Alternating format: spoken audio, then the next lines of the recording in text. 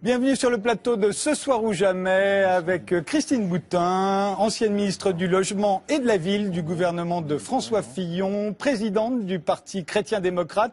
Mais vous avez la double appartenance, chrétienne-démocrate et UMP. Vous avez d'ailleurs soutenu Jean-François Copé pour la présidence de l'UMP et vous continuez de le soutenir à l'instant. Albert Augien, vous êtes sociologue, vous êtes l'auteur avec Sandra Logier de Pourquoi désobéir en démocratie, où vous étudiez les actes de désobéissance civile qui prolifèrent, dites-vous, dans la France d'aujourd'hui. On va en évoquer quelques-uns d'ailleurs. Et vous venez de publier Sociologie de la déviance, où vous vous demandez notamment quel type de règles un individu choisit-il de suivre pour mettre de l'ordre dans ses actions. Cécile Philippe, vous êtes économiste, vous dirigez l'Institut Molinari, vous avez fondé un institut d'obédience libérale, vous êtes l'auteur de C'est trop tard pour la Terre, un pamphlet dans lequel vous fustigiez l'alarmisme environnemental. Henri Pénard-Ruiz, vous êtes philosophe, vous avez beaucoup travaillé sur les questions de laïcité, de politique sociale, de l'égalité républicaine et vous venez de publier Marx quand même, où vous soulignez l'actualité de Marx, un penseur visionnaire d'après vous, et un Marx délivré évidemment de sa caricature stalinienne. Je vous cite. Valérie Lang, vous êtes comédienne et jusqu'au 30 décembre, vous êtes à l'affiche de Sodome ma douce de Laurent Godet, mise en scène de Stanislas Nordet au Théâtre de Belleville. Seule en scène, vous y interprétez, nue, la dernière survivante de la ville de Sodome, qui du fond des âges s'adresse à nous et nous raconte ce qui est arrivé à la ville de Sodome. Bruno Gassio, vous êtes l'auteur de Blanc, c'est pas nul, avec Marine Audet, un livre qui vient d'être couronné de succès, un an après sa sortie, puisque la semaine dernière, le vote blanc a été reconnu par l'Assemblée nationale. Les bulletins blancs seront désormais décomptés séparément des bulletins nuls, et c'est en partie grâce à vous. Tariq Ramadan, vous êtes professeur d'islamologie à l'université d'Oxford, directeur du centre de recherche sur la législation et l'éthique islamique à Doha au Qatar. Vous êtes l'auteur de nombreux livres. Le dernier, c'est L'islam et le réveil arabe. C'est sur les révolutions arabes. Et l'on commence tout de suite par l'UMP, évidemment. La situation là, au moment où je vous parle, c'est en gros le référendum ou la scission. Comment en est-on arrivé là ? Au début, ça se passait bien, et puis, à un moment, le camp Fillon s'est révolté. Il s'agit d'une erreur manifeste et grave, l'oubli pur et simple de ces trois fédérations et de 1304 militants. Je crois de façon manifeste qu'on assiste juste à un putsch, à une tentative de putsch médiatique, à une agitation qui a pour objectif d'intimider, de faire en sorte d'emporter une victoire qui n'a pas été donnée par la réalité des urnes. Écoutez, il y a une commission des recours, donc on ira à une commission des recours, s'il fallait une commission des recours, puis comme ça permettra de regarder aussi de plus près les résultats à Nice, et puis voilà. Un parti politique, c'est pas une mafia. Un parti politique, c'est pas un endroit où on peut étouffer les affaires, refuser de dire la vérité. Les seules conclusions que j'accepterai, ce sont celles d'Alain Juppé et de sa commission, parce que c'est la seule instance dans laquelle j'ai confiance. 25 minutes à l'Assemblée et Alain Juppé jette l'éponge. Impossible pour lui de réconcilier François Fillon et Jean-François Copé.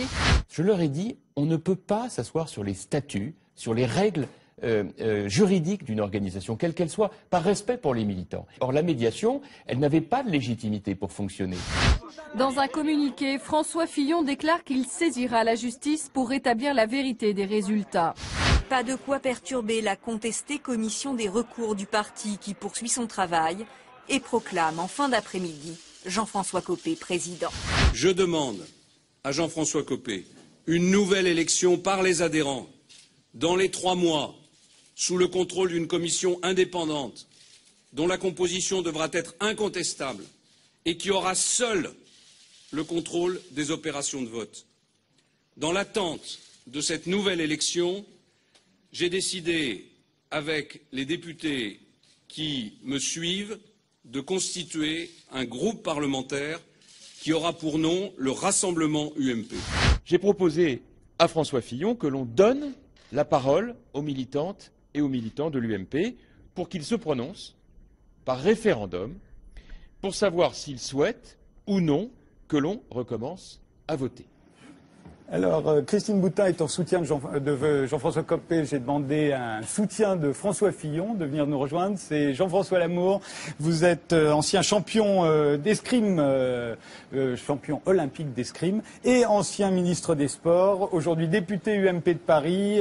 Vous avez soutenu François Fillon dans la course à la présidence et vous le soutenez encore. Alors, c'est à vous que je pose tout de suite la question. Est-ce que François Fillon était dans son droit quand il a finalement refusé d'obéir au statut de l'UMP, qui voulait qu'il aille devant la commission des recours? Il l'a refusé. Était-il dans son droit au risque de causer une situation qui peut être catastrophique pour votre parti? Oui, le droit et les règles, je ne sais pas très bien aujourd'hui ce qu'il faut en penser, en tout cas à l'UMP. En tout cas, dans d'autres situations, d'ailleurs, on va en parler ce soir. Hein. En tout cas, il y avait deux facteurs qui ont fait que François Fillon a dit stop, ça suffit. Un environnement, beaucoup de défiance finalement sur la procédure de vote, des irrégularités, le fait que le parti ait été vraiment à la disposition de Jean-François Copé pendant cette période de la campagne, et puis un facteur déclenchant. Parce que souvenez-vous, le lundi soir, il avait accepté, même s'il estimait qu'il y avait eu des irrégularités, le résultat. Le facteur déclenchant, c'est le fait que 3 fédérations, excusez du peu, n'aient pas été comptabilisées dans le résultat de cette fameuse COCOE qui est devenue mondialement célèbre. Hein. C'est devenu quand même M. Gélard, et certainement, je ne sais pas s'il va faire le tour du monde pour présenter effectivement ses travaux, mais en tout cas, il est devenu très célèbre. Et c'est à partir de ce moment-là, effectivement, que François Fillon a dit on ne peut pas continuer comme ça. Déjà parce qu'il se sentait en quelque sorte trahi par cette fameuse procédure, puis d'autre part, il pensait aux militants et aux militantes qui avaient voté, en tout cas qui s'étaient essayés à cet instant de démocratie pour l'UMP. Jean-François Lamour, mais quand Al Gore n'était pas content des résultats face à George Bush en 2000, il n'a pas demandé la médiation de Bill Clinton ou de Ronald Reagan, ancien président. Il y avait que la Cour suprême, et puis on ne sort pas de là. À ce moment, effectivement, il y a eu plusieurs épisodes, vous les avez rappelés. Hein. Bon, on est arrivé effectivement à ce fameux référendum qui a quand même été très largement initié par Nicolas Sarkozy, qui a appelé Copé et Fillon. Il fallait un médiateur. Il a demandé effectivement à Alain Juppé de rentrer dans la mêlée et de devenir le médiateur.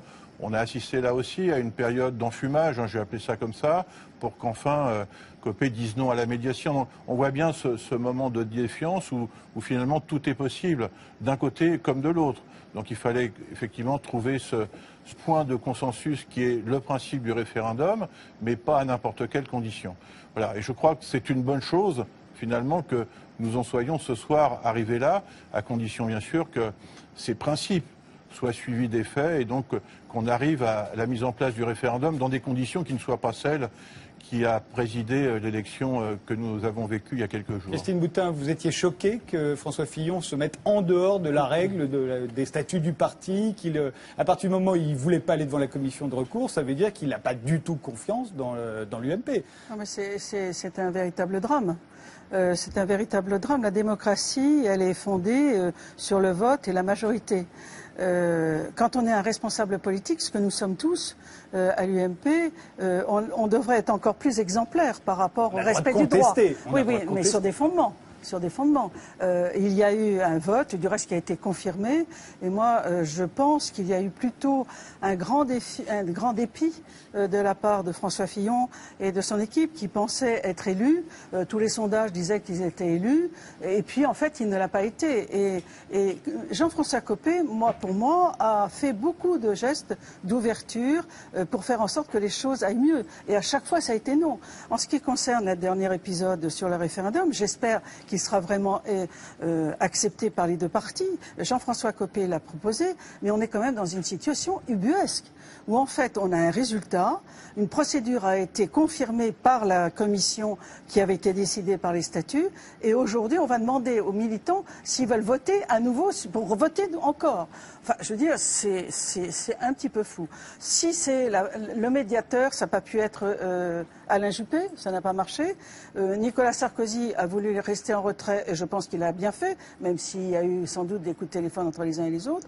Et en réalité, la médiation qui a été proposée une fois de plus par Jean-François Copé, c'est le référendum, c'est-à-dire ce sont les militants qui vont redemander. Mais je trouve que le dégât est terrible dans l'opinion, pour tout le monde. pour toute la droite, au-delà de nous-mêmes, de l'UMP, au-delà de Fillon, au-delà de Copé.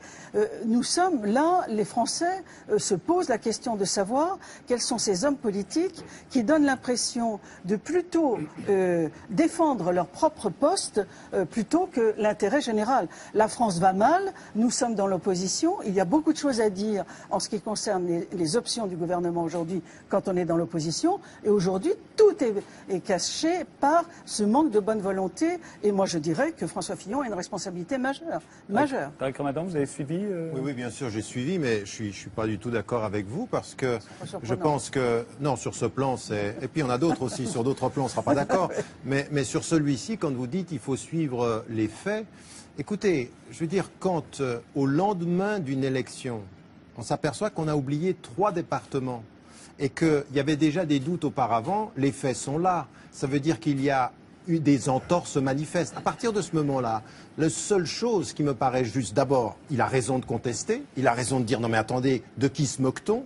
Et que la seule attitude responsable, ça aurait été de stopper, d'arrêter cette lutte d'ego à laquelle on assiste, parce qu'au-delà du fait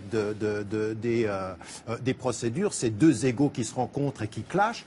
Mais il y a quand même factuellement quelque chose qui me paraît déterminant. Quand on oublie des votes, quand on ne se fait pas confiance, eh ben on recommence dans la transparence. Mais pardon d'intervenir, mais encore une fois, moi, ce qui m'intéresse ce soir, c'est à quel moment est-ce qu'on se révolte contre les règles et qu'on se trouve justifié à le faire. Et dans le cas, pourquoi ne pas aller, encore une fois, devant la commission des recours? Ça veut dire qu'on jette le discredi sur son parti. Si Nicolas Sarkozy avait discuté le résultat de l'élection présidentielle en France contre il en aurait eu le droit. Mais à ce moment-là, il serait allé devant il aurait pas demandé la médiation de Giscard. Elle est discréditée. Un jour, il gagne avec 90 voix, le lendemain, il gagne avec 900 voix. Alors, attends, et puis après-demain, ça c'est la commission des recours. Non, mais simplement en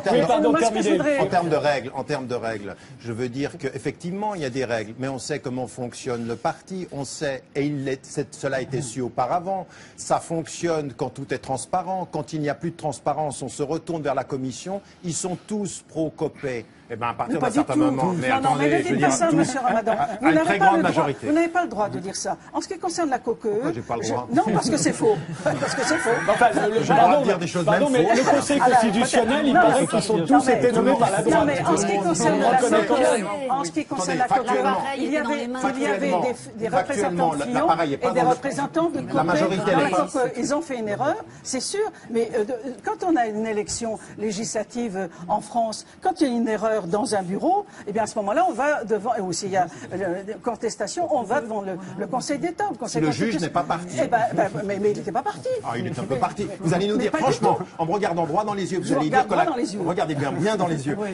Vous allez dire que la commission n'est pas majoritairement pro-Copé? Vous osez dire ça? Mais c'est le hasard qui a fait ça. C'est le hasard, c'est ce que je voulais. Mais oui, parce que pourquoi? Parce que cette commission, elle a été constituée par vote des militants à une époque où M. Bertrand était le président. M. Copé a pris la présidence après. Cette commission, elle est composée de ceux qui ont été élus par les militants. Il se trouve qu'il y avait, d'abord c'est faux, il y avait 4 Copé. Non, mais il y avait 4 Copé, 3 Fillon et 2 neutres. Alors, on ne peut pas dire que c'était déséquilibré. Enfin, bref.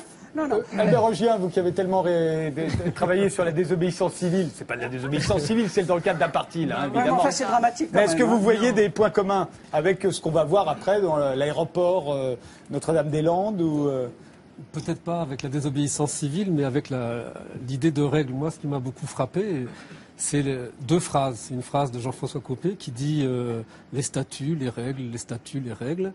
Et l'autre phrase, c'est François Fillon qui dit un parti politique, ce n'est pas une mafia.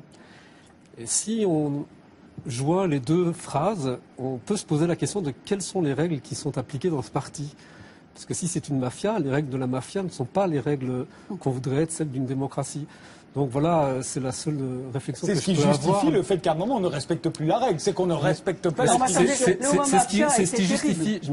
ce qui justifie peut-être après la démarche de François Fillon et le type d'engagement dans le conflit avec et le nom qui a été pris, c'est-à-dire ces 2 clans qui s'affrontent. et qui ont besoin, bien quoi, du parrain pour faire la paix. Et c'est qui Le parrain, c'est les militants, avec Non, le référendum. Le parrain, c'est Vous êtes avec un son. le parrain, c'est la personne qui a proposé le référendum et qui va recevoir les deux belligérants demain. Il faut bien qu'on en sorte. D'abord, il y a une chose que je remercie Jean-François Copé en ce moment, parce qu'il a réussi à me rendre sympathique François Fillon, ce qui était quand même pas simple au départ. Et ensuite, quand on veut transgresser une règle, c'est pas le mec le plus sympathique du monde quand même. Je n'ai pas l'impression qu'il s'est marié depuis 5 ans, je l'ai pas vu sourire. Ah bon? Les Copé est très sympa. Si vous voulez, on en parle. Je sais pas ce que je voulais dire. Quand on veut transgresser une règle, quand on transgresse une règle, on a conscience qu'on transgresse une règle, donc on connaît cette règle. Moi, je ne connais pas. J'ai l'impression que peu de gens connaissent le fonctionnement interne de l'UMP. Parce que vous n'êtes pas militant. Mais soyez militant, soyez adhérent, et vous connaîtrez parfaitement les règles du jeu. Est-ce que vous pouvez imaginer que des gens n'aiment pas l'UMP? Mais bien sûr. Alors imaginez que je ne l'aime pas. Mais si vous ne connaissez pas les procédures, vous ne pouvez pas les critiquer. Je connais les procédures du vote. Je ne suis pas en train de critiquer la procédure. Je suis en train de me demander, parce que je m'interroge, est-ce que ces gens transgressent quelque chose? Est-ce que M. Fillon transgresse une règle? Moi, personnellement, c'est très bien. Il a toujours dit qu'il ne voulait pas aller devant la commission des recours. Est-ce que dans les statuts, vous allez pouvoir me répondre, est-ce que ce référendum existe dans les statuts? Référendum pour... Non, parce que c'est idiot. Non. Mais c'est une bonne volonté de M. Copé qui, pour pouvoir arriver à sortir, propose que les militants tranchent. Pour essayer de... Mais c'est le même mec qui à midi disait, enfin la même personne, pardonnez-moi, je parle un peu populaire, la même personne qui à midi disait les statuts, les règles et rien d'autre. Et là, il en sort. Mais non, mais vous n'avez pas lui reproché de débloquer la situation. Mais si, vous lui reprochez de débloquer la situation. Et l'ensemble de son œuvre. Non, mais ça, c'est autre chose. Vous lui donnez beaucoup de force, là, parce qu'il n'est pas tout seul. Il n'a pas tout seul, franchement. En gros, Jean-François Lamour, Fillon a eu raison, puisqu'à la fin, tout le monde est sorti des règles.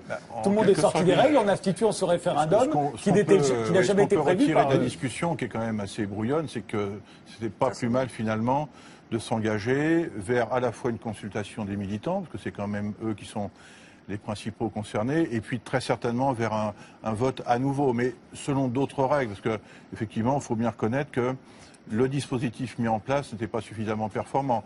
On est dans le 15e, là. Il se trouve que c'est ma circonscription. Il y a des militants qui ont fait 3 heures de queue. D'ailleurs, ils les ont pas fait, mais qu'ils se sont barrés. Ils ont fait 3 heures de queue pour aller voter. Donc on voit bien qu'il y avait un problème également d'organisation. Mais c'est la première fois quand même qu'on change les règles pendant... Alors oui, parce que ce référendum, effectivement, il n'existe pas. Voilà. Donc c'est déjà un geste de part et d'autre, initié, il faut bien le dire, peut-être par Jean-François Copé qui l'a exprimé, mais surtout par Nicolas Sarkozy qui a téléphoné à l'un comme à l'autre et qui a permis, en gros, de proposer une sorte de sortie de crise. On va bien voir ce que ça va donner. En tout cas, c'est le principe. Mais pas aux mêmes conditions que le premier vote. Parce que si on repart effectivement avec un dispositif qui est uniquement piloté par le secrétaire général de l'UMP, avec une organisation le président effectivement, de l'UMP. non, j'ai bien dit le secrétaire général de l'UMP. Alors je pense qu'on va aller très très vite à nouveau dans le mur. C'est pour ça que François Fillon a proposé un certain nombre de principes.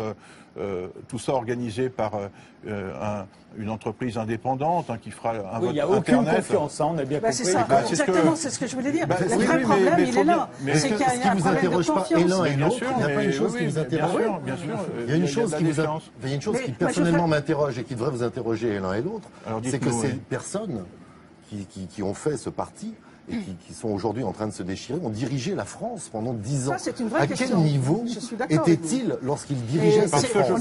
Et en plus, nous avons le Premier ministre, l'ancien Premier ministre. Donc, vous voyez un petit peu la responsabilité qu'il y a. On a aussi des ministres. On avait un qui était Premier ministre. Mais je comprends que vous défendiez un petit peu votre C'est pas la même chose. La question qui se pose, c'est la confiance. Et comment on va restaurer la confiance? Mais au-delà de la confiance, dans les structures même de son parti, quand on n'arrive pas à organiser dans son propre parti, mais si, mais on y arrive très bien. C'était mal organisé. Henri Pénard-Ruiz et Cécile Philippe. C'était un exercice assez nouveau pour nous. Oui, je voulais... Henri Pénard-Ruiz. Oui, je voudrais dire que tout ce spectacle est affligeant. Quelle image de la politique on donne. Il est temps de passer à une 6e République et de dire place au peuple, parce que vraiment...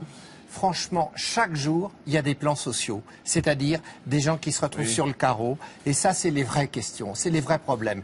Que des hommes politiques fassent passer en avant leurs ambitions personnelles, c'est à croire qu'ils n'ont plus de convictions, qu'ils n'ont que des ambitions. J'admets qu'un homme politique ait des ambitions, mais qu'il les mette au service de ses convictions. Or, aujourd'hui, on vit dans une situation qui est dramatique pour les travailleurs qui subissent chaque jour des plans sociaux au nom d'une Europe ultralibérale. Je veux dire que c'est ça les vrais problèmes de la politique. Je n'arrive pas à m'intéresser à ce conflit. On ne vous demande pas de vous y intéresser. Non, mais attendez, je n'arrive pas à m'y intéresser parce que c'est une image de la politique qui est lamentable. On a un temps démocratique aujourd'hui. Bah oui, mais on a en tout cas essayé de le mettre en place. On a le droit de dire que c'est relatif tout ça. C'était indispensable à notre parti. Que vous le vouliez ou non, il faut effectivement qu'on en passe par là. Il y avait un président de l'UMP, il s'est retiré pour l'instant de la vie politique. Il fallait qu'on trouve ce moment de respiration démocratique. Il faut bien reconnaître aujourd'hui que ce n'est pas une grande réussite, mais il faut qu'on en sorte pour qu'effectivement ensuite on puisse à nouveau faire notre boulot d'opposants. Et je le reconnais, c'est un moment qui est très compliqué pour nous, qui est très douloureux, y compris pour les militants. Mais il fallait qu'on en passe par là, avec malheureusement un manque d'expérience très clair, en particulier sur la procédure d'organisation de vote qui nous amène là où on en est. Mais pour nous, c'était vital également. Vous croyez qu'on allait repartir comme ça, comme si de rien n'était, après la perte de la présidence de la République, il faut bien dire un échec aux législatives. On ne pouvait pas se permettre de repartir comme ça. Donc c'est notre moment qui est terrible. J'entends ce que vous dites sur les plans sociaux. On a travaillé, moi j'ai passé des nuits dans le cadre du projet de loi de finances à l'Assemblée nationale et dans l'hémicycle pour s'opposer à un certain nombre de propositions du gouvernement de M. Ayrault. Mais laissez-nous aussi le temps de nous réorganiser et de déterminer qui doit mener effectivement la bataille dans les 3 ans qui viennent. C'est pas une grande réussite pour l'instant, mais il faut qu'on en sorte. C'est tout à fait vrai. Mais vous avez tout à fait le droit d'avoir ce temps, et vous l'avez, mais je trouve que c'est disproportionné par rapport à la gravité des questions qui se posent. Voilà, mais il y a d'autres problèmes. Mais oui, on est tous d'accord avec ça. Non, mais c'est aussi la façon dont on en parle et l'importance. Je trouve que vraiment, il faut relativiser le sujet et dédramatiser. Vous parliez de révolte, mais c'est une révolte tout à fait relative parce qu'on reste quand même dans un processus démocratique typique. C'est arrivé à gauche, c'est arrivé à droite. Non, à gauche, ils n'ont pas changé les règles au milieu. Ils n'ont pas changé les règles. A reconnu sa défaite. Non, mais vous avez cette bataille d'ego parce que finalement, dans le processus politique, à la fin, vous avez un gagnant et un perdant, et c'est sûr que les enjeux sont énormes. Là, effectivement, il y a eu la perte de la présidence, donc les cartes sont rebattues, mais on reste dans le... Et l'argent, etc. Mais il y a aussi le fait de se sentir dépossédé de sa victoire et donc de l'avenir de son parti. Et c'est à partir du moment où vous avez ce sentiment d'être dépossédé, que vous vous sentiez justifié à désobéir au statut, à vous mettre en dehors de la règle. C'est un peu ce que vous théorisez, Albert Rogier. J'essaie de dire ça, oui. La désobéissance, ça commence là. Je voudrais donner une note d'optimisme. Non, mais moi, je voudrais donner une note d'optimiste. Je persiste et je signe. Je pense que Copé a fait beaucoup de propositions. Mais aujourd'hui, ça, on en discutera tout à l'heure. Non, mais je pense que la crise, et moi, j'ai même parlé de tragédie pour la vie politique française, était peut-être nécessaire parce qu'elle va permettre une certaine forme de clarification dans les positionnements politiques, même une fois qu'on sera à nouveau ensemble, parce que je souhaite qu'on soit à nouveau ensemble. Mais naturellement, aujourd'hui, le monde bouge, la mondialisation est là, on parle de 5e République, mais en fait, moi, je pense qu'on est déjà dans la 6e. Le quinquennat a tout changé. Le positionnement, et je l'ai dit, quelle est la différence économique sur le choix économique entre M. Hollande et M. Sarkozy, c'est pas si important. Et en fait, ce que nous avons vécu comme un drame est véritablement une opportunité de clarification des positionnements politiques. Je le crois vraiment, c'est très douloureux, c'est une tragédie, c'est incompréhensible, mais je pense qu'on va en tirer des fruits positifs. On est d'accord. Quelqu'un veut ajouter quelque chose sur ce sujet, Valérie Je Land? voudrais juste dire que les partis politiques sont un des rouages de notre vie démocratique, donc on ne peut pas dire que c'est pas important, c'est très important, parce que même moi qui ne suis pas à l'UMP, savoir que c'est Jean-François Copé qui est président, c'est ça, on dit président de l'UMP et pas François Fillon, ça change la donne. Parce qu'on dit, en tout cas les commentateurs politiques disent qu'il n'y a pas de différence idéologique entre les deux. Il me semble qu'il y en a une. Mais c'est la clarification. Donc, et ça, c'est très important pour les sympathisants, c'est-à-dire pour les gens qui voteront demain et pour les choix politiques qui vont être faits. Donc il me semble que c'est important pour nous aussi, qui ne sommes pas à l'UMP, de savoir comment on choisit son président et quelles vont être les positions de ce président. Ça fait partie de notre vie politique. C'est un dérouage indispensable. Et la forme est très importante aussi. Parce que, par exemple, moi je dis coup de chapeau à François Fillon aussi. toutes ces... Moi, je dis coup de chapeau à Jean-François. Moi, je dis coup de chapeau. Quel courage. Et quel courage. Henri Pénard-Ruiz, un dernier mot. Non, simplement, je reconnais tout à fait le droit à l'UMP d'avoir ses débats intérieurs, mais ce qui me choque dans la couverture médiatique de cette question, c'est que c'est absolument disproportionné au regard des vrais problèmes. Je veux dire que des ouvriers chaque jour soient au chômage, c'est quand même 10 fois plus important. Et il faut s'interroger sur notre devenir social et économique. C'est quand même... Un dernier mot, Jean-François Lemont, vous avez nous quitter. Sur cette couverture médiatique, nous recevons, je suis un des porte-parole de François Fillon, 20 à 30 coups de téléphone par demi-journée pour venir sur des plateaux. Qu'est-ce que vous voulez que je vous dise? Pour expliquer, pour faire une sorte, entre guillemets, une sorte de pédagogie. Donc, faut-il refuser, ne pas informer, ne pas défendre notre position? Vous voyez, c'est très compliqué finalement de trouver le juste milieu. Je reconnais effectivement que cette couverture est particulièrement importante par rapport à la situation du pays, de la crise profonde dans laquelle nous sommes, mais c'est le jeu. C'est à la fois le jeu médiatique et le jeu démocratique. On le fait finalement quelquefois un peu à contre-cœur, mais on est obligé de le faire. Le seul problème, c'est qu'il faut que maintenant on aille très vite.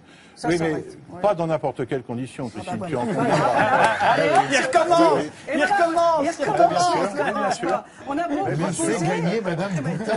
J'ai l'impression qu'elle est qu'à moitié. C'est comme ça. Vous n'êtes qu'à moitié. C'est possible. Pourquoi vous aimez ça à ce point-là? Vous n'y êtes qu'à moitié. Moi, j'aime la politique. Ah oui, d'accord. Oui, c'est le débat qui vous plaît. Donc voilà, les conditions sont posées et on espère que ça ira le plus vite possible. Continuons les débats. Merci Jean-François Lamour. Autre révolte, mais cette fois chez les opposants à l'aéroport Notre-Dame-des-Landes, près de Nantes, qui maintenant occupe les terrains. Regardez. Occuper le terrain. Un mot d'ordre pour les dizaines de milliers de manifestants venus porter main forte à la contestation.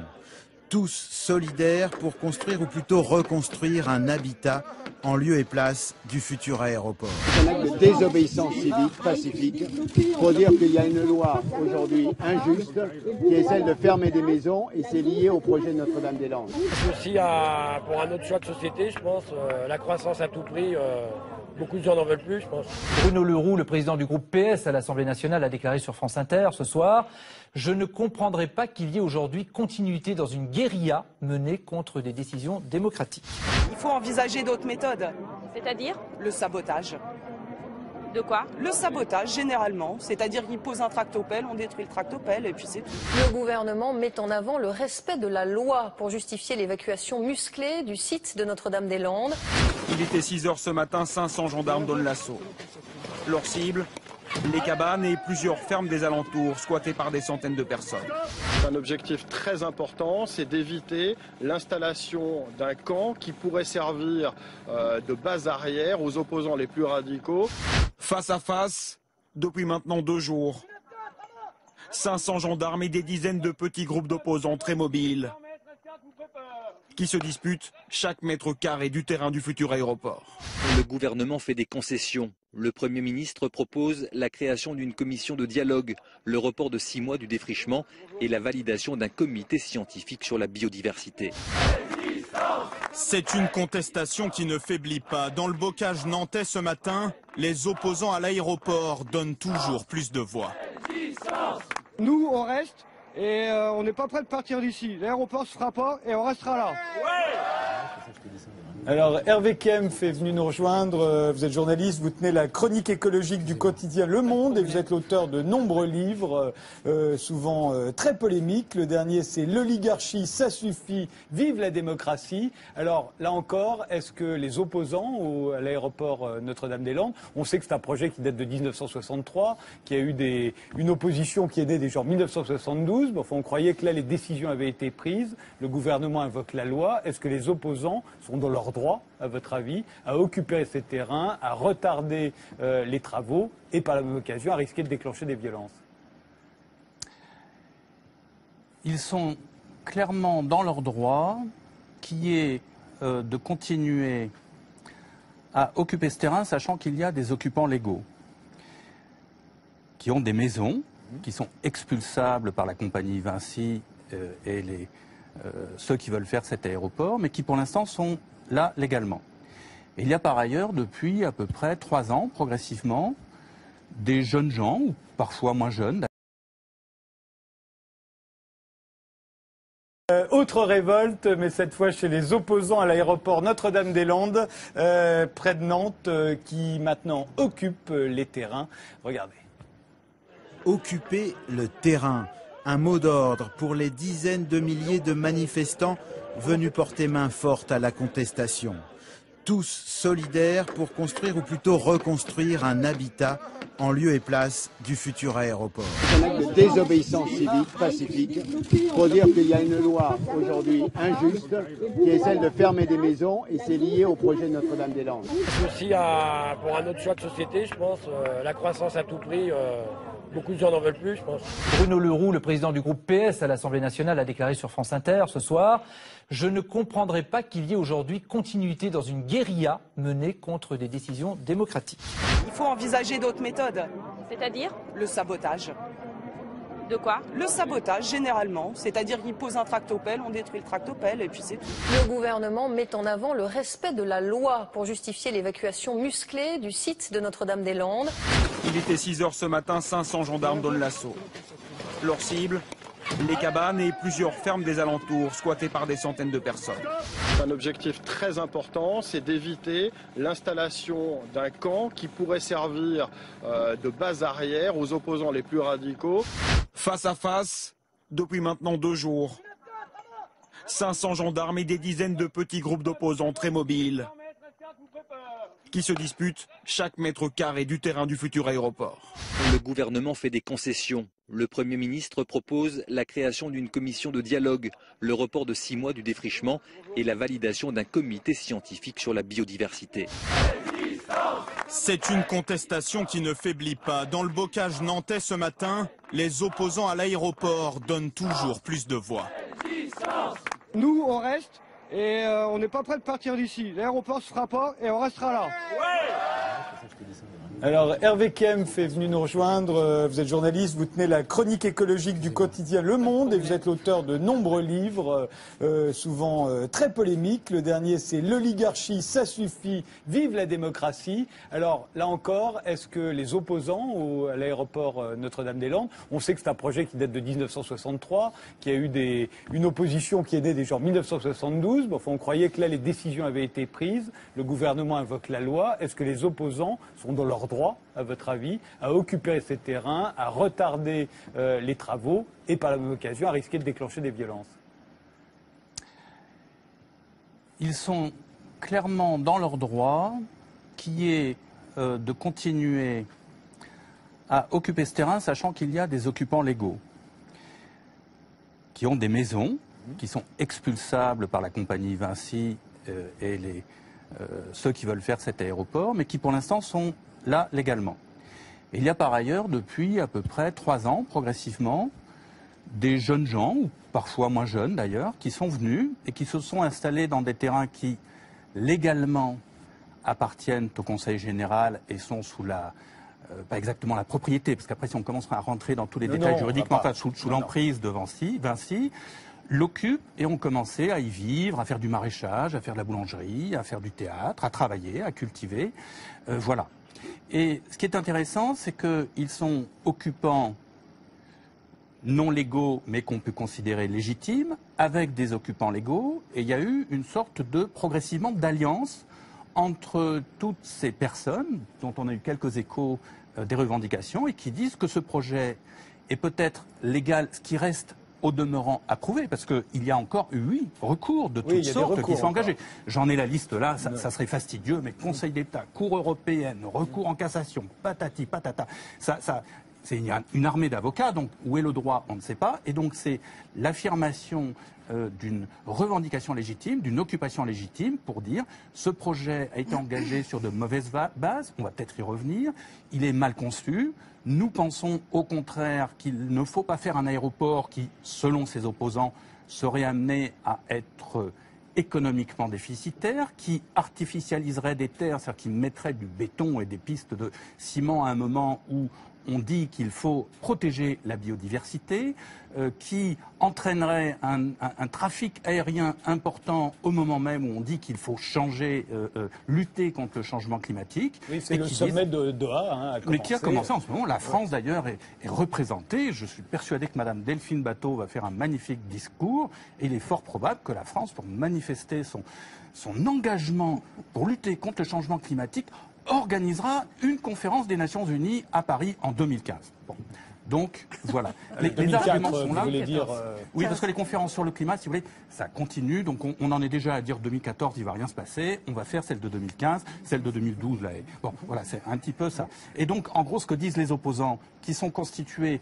On a vu des images de violence, si on a le temps, on y reviendra. Mais enfin, on aurait pu aussi montrer beaucoup d'images d'opposants qui ont fait des recours, qui ont fait des dossiers juridiques, qui ont des paysans qui sont là avec leurs tracteurs, des gens qui parlent et qui disent. Et puis aussi l'image de la manifestation, où il n'y a pas eu seulement les personnes que nous avons vues là, mais où il y a eu, samedi 17 novembre, plus de 20 000 personnes, très certainement, et une foule très joyeuse, très colorée, de toute origine, de très bonne humeur et avec beaucoup d'argumentation. Et je crois que ce qui est intéressant aussi, c'est que ce n'est pas seulement les opposants qui sont là dans ce bocage, mais qu'ils représentent, parce que la lutte de Notre-Dame-des-Landes est vraiment centrale par rapport à la question écologique dans notre pays en ce moment, représente la confluence, la convergence de beaucoup de gens dans la société française par rapport aux problèmes de changement climatique, de paysans, d'un autre développement économique, aussi, si on a le temps, on en dira un mot, du gaspillage économique et peut-être des intérêts privés, peut-être des conflits d'intérêts et peut-être de détournements légaux. Alors là, est-ce qu'il y a désobéissance civile? Est-ce que c'est justifié? On a entendu José Bové parler de désobéissance civile. Est-ce que c'est justifié? Est-ce que Tariq Ramadan?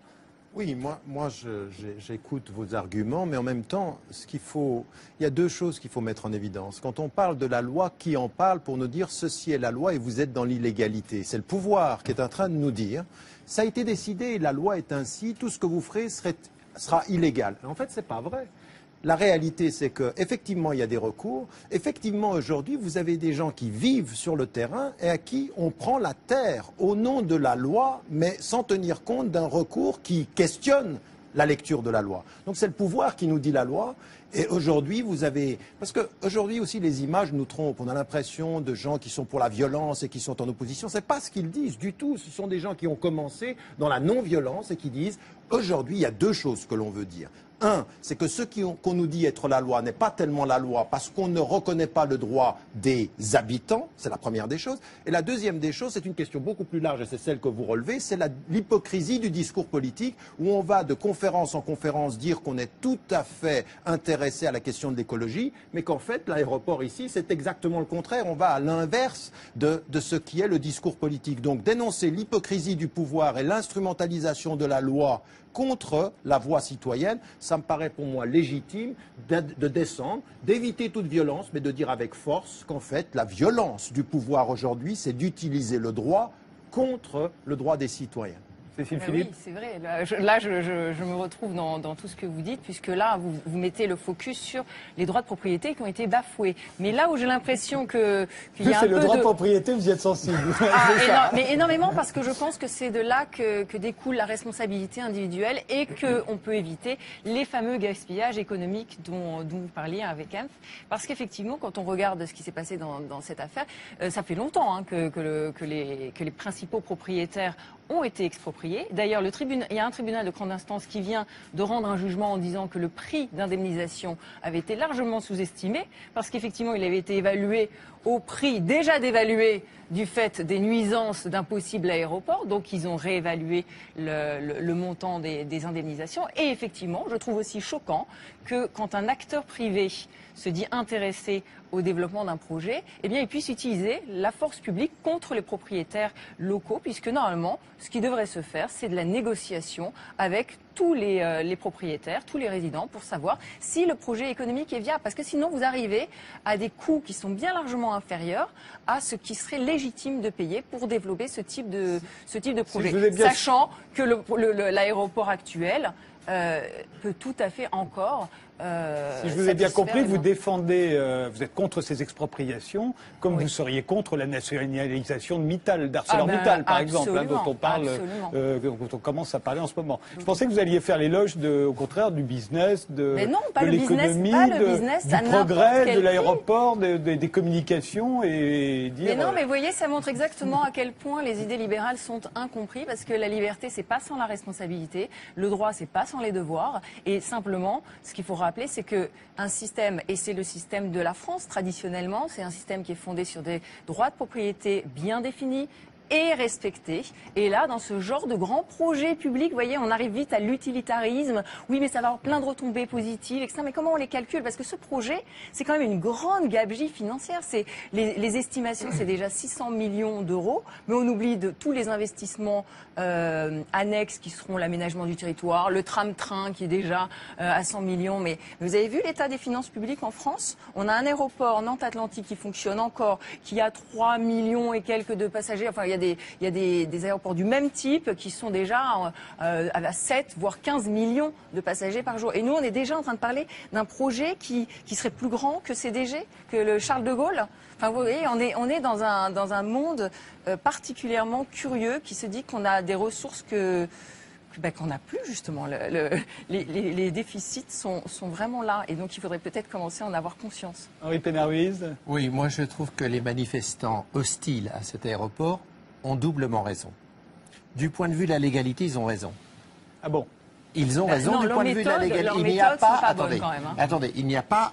Les recours ne sont pas épuisés, ça a été rappelé, ils ont parfaitement... Et du point de vue de la légitimité, puisque il peut être légitime de contester une loi. Par exemple, les fonctionnaires qui, sous Vichy, ont refusé d'obéir à la loi qui leur imposait de désigner les Juifs aux nazis, ont eu raison. Ils sont l'honneur, d'ailleurs, de la République.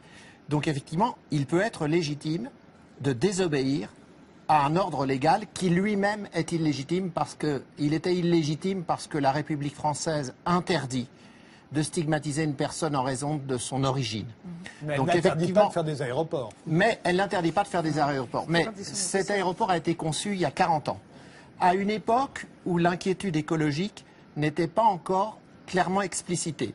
Elle commençait, c'était les prémices. Aujourd'hui, il faut s'interroger sur ces projets pharaoniques qui sont attentatoires aux terres agricoles, aux droits des êtres humains de travailler dans le bocage nantais. On sait aussi que l'idée d'une économie de proximité reprend du service, parce qu'aujourd'hui, on a une France où les stocks sillonnent les routes françaises sur des poids lourds. Donc effectivement, le temps est venu de mettre en dialectique, d'une part, une économie sociale au service du peuple, une écologie véritablement redéfinissant les règles de l'économie, avec une prévision, avec un souci de responsabilité à l'égard de la nature. La nature n'est pas réductible à un ensemble de ressources qu'on va piller indéfiniment. Il y a une limitation des forces naturelles. Donc la nature, c'est notre séjour, c'est notre demeure. Il faut donc effectivement préserver la nature parce que nous avons aussi des responsabilités à l'égard des générations futures. Donc il y a une autre chose que je voudrais dire, c'est que le mode d'élaboration des décisions met en cause le système politique aujourd'hui. Il faut passer à une 6e République aussi, pour faire en sorte que le peuple puisse dire son mot, qu'il ne soit pas écarté. Pour ma part, les 3 aspects de l'écologie, du socialisme et de la République sont intimement mêlés. Et sur ce plan, les résistants contre l'aéroport de Notre-Dame-des-Landes ont pleinement raison. Mais alors, si je vous entends bien, et vous êtes le plusieurs à le dire, les résistants ont pleinement raison, ils sont dans leurs droits et leur résistance est légitime. Mais alors, quand on entend tout ce que l'on nous dit sur l'urgence écologique que vous invoquez, et on nous le dit depuis un certain nombre d'années, on va nous le redire en ce moment au sommet de Doha, si on réécoute tout ce qu'on nous a dit, à ce moment-là, toutes les résistances sont justifiées. Écoutez, petit florilège de tout ce qu'on nous dit sur l'urgence écologique depuis quelques années, et on s'attend à ce que tout le monde se mette à résister partout contre tous les aéroports du monde. Écoutez. Notre maison brûle. Et nous regardons ailleurs. L'ancien vice-président des États-Unis déclenche le compte à rebours d'un désastre annoncé, terrifiant. C'est notre survie qui est en jeu. Le trou dans la couche d'ozone n'a jamais été aussi vaste qu'actuellement au-dessus de l'Antarctique. Soit on croit que le changement climatique est une catastrophe qui s'abat sur le monde et on agit maintenant. Soit on n'y croit pas et on prend la responsabilité de contredire la quasi-totalité des experts mondiaux sur le sujet. Les maisons construites sur le littoral ne résisteront pas longtemps aux tempêtes. Quant aux fleuves, en débordant, ils inonderont des villes entières. Même la capitale ne sera pas à l'abri de la catastrophe. Si nous, ici, à Cancun, nous rejetons le protocole de Kyoto, alors nous serons responsables d'un écocide, ce qui est l'équivalent d'un génocide, car nous allons porter atteinte à la survie de l'humanité. À chaque fois, on vous parle d'urgence, mais cette fois, tous les clignotants sont au rouge. Une nouvelle étude prévoit en effet une hausse de 4 degrés à la surface du globe dans moins de 50 ans. Les conséquences seraient désastreuses. La réalité, c'est que, alors qu'il faudrait que les émissions des gaz à effet de serre commencent à diminuer très rapidement, elles n'ont jamais augmenté aussi rapidement qu'au cours des 10 dernières années. Alors, une fois qu'on a entendu tout ça, on est justifié à bloquer tous les aéroports du monde, y compris Charles de Gaulle et tous ceux qui fonctionnent, à empêcher les trains de partir. Enfin, c'est la situation d'urgence, Bruno Gassio. On est justifié à le faire lorsque ça aide l'ensemble. Et visiblement, à moins que tous les scientifiques se gourent tout le temps, sauf Claude Allègre, évidemment, il faudrait évidemment faire quelque chose. Donc ceux qui font quelque chose pour Notre-Dame-des-Landes, on doit les soutenir. Je ne connais pas du tout le dossier. Je sais qu'il traîne depuis très longtemps. Vous n'iriez pas jusqu'à soutenir tous ceux qui bloqueraient les centrales nucléaires, bien sûr que si. Tous ceux qui feraient sauter les usines, etc., etc. Oui, bien sûr. Je serais prêt à soutenir des gens qui même feraient des actions extrêmement radicales. Vous faites rire, monsieur Gassio. Vous voulez être prêt à revenir à la chandelle ou quoi? Enfin, vous en êtes encore à ces arguments. Non, parce que c'est la vérité. Non, c'est la vérité. C'est en 1968 qu'on disait c'est le nucléaire ou la bougie. On a les deux. Mais si vous voulez, on a et le nucléaire et la barbarie. Vous voulez pas d'énergie nucléaire, vous voulez quoi? Vous voulez plus, vous voulez bois, vous voulez le charbon? Quand est-ce que j'ai dit ça? Non, mais c'est ce que vous venez de dire. Attendez, laissez-le terminer. Laissez-le terminer. Enfin, je dis, quand c'est justifié que ça va aider l'ensemble, on peut faire des actions même extrêmement radicales. Parce que c'est l'ensemble de la planète. Donc on peut dire à nos politiques, soutenez-nous, au lieu d'être contre nous. Soutenez-nous. Il y a des partis pour ça qui s'appellent les partis écologiques. Nous, on a un parti en France qui s'appelle Europe Écologie Les Verts, qui est au gouvernement et dont les dirigeants sont à Notre-Dame-des-Landes. Ce que je ne comprends pas, c'est qu'on vit dans une énorme confusion où, effectivement, la planète brûle. Ouais. On voit bien que ça part un peu en sucette partout. Et nous, on occupe notre temps depuis 10 jours avec l'UMP, je suis d'accord avec vous. Non, mais on aime ça. Enfin, il y a aussi Notre-Dame-des-Landes, on en a beaucoup parlé. On en a beaucoup parlé, mais l'être humain est ainsi fait qu'il aime certaines choses plus simples que d'autres. Copé, Fillon qui se tape dessus, on adore ça. Pendant ce temps-là, la planète qui brûle, Al Gore, le film qu'on a vu d'Al Gore, Al Gore dans son film a une phrase terrible quand on l'interviewe, il dit « J'étais vice-président des États-Unis d'Amérique, donc je pensais pouvoir faire quelque chose. Je n'ai rien pu faire contre les lobbies. » Vous pensez bien que nous, ici, à Notre-Dame-des-Landes, ils ne vont pas y arriver non plus. Hein. Alors, Henri Pénarruis, juste parce que je voudrais savoir, je disais, est-ce que tout ce discours et le fait que même le président des États-Unis ou le vice-président ne peut rien faire, est-ce que ça justifie de s'attaquer au lobby? Est-ce que l'urgence écologique est à ce point qu'elle justifie toutes les résistances, y compris les plus violentes? Non, mais attendez, on ne peut pas passer à la limite dans une vision apocalyptique où on dirait qu'il faut aucun aéroport, aucune autoroute, etc. C'est un peu ce qu'ils disent quand même.